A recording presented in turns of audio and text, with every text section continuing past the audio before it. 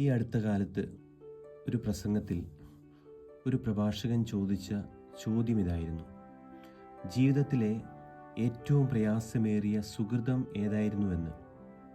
ജനക്കൂട്ടത്തിൽ നിന്നും പല മറുപടികളും പല ഉത്തരങ്ങളും വന്നു. അദ്ദേഹം തന്നെ ആ ചോദ്യത്തിന് ഉത്തരം നൽകി. അദ്ദേഹം പറഞ്ഞു, ജീവിതത്തിലെ ഏറ്റവും പ്രയാസമേറിയ സുഹൃതം എളിമയാണ് എന്ന്. ദൈവത്തിനു മുമ്പിൽ സ്വന്തം നിസ്സാരത ഏറ്റുപറയാൻ മടിക്കുന്ന ഒരു ലോകത്താണ്, ഒരു കാലഘട്ടത്തിലാണ് നാം എല്ലാവരും ഇന്ന് ജീവിക്കുന്നത്. ഏദൻ തോട്ടത്തിൽ ദൈവത്തോളം വളരാൻ ആഗ്രഹിച്ച മനുഷ്യനെ നാണിപ്പിച്ചുകൊണ്ട് ദൈവം സ്വയം ചെറുതാകാൻ തീരുമാനിച്ച പുണ്യദിനമാണ് ക്രിസ്മസ്.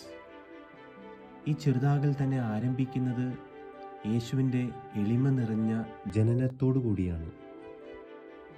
നമ്മുടെ ജീവിതത്തിലും ചില തോറ്റുകൊടുക്കലും ചില വിട്ടുകൊടുക്കലും ഒക്കെ നല്ലതല്ലേ?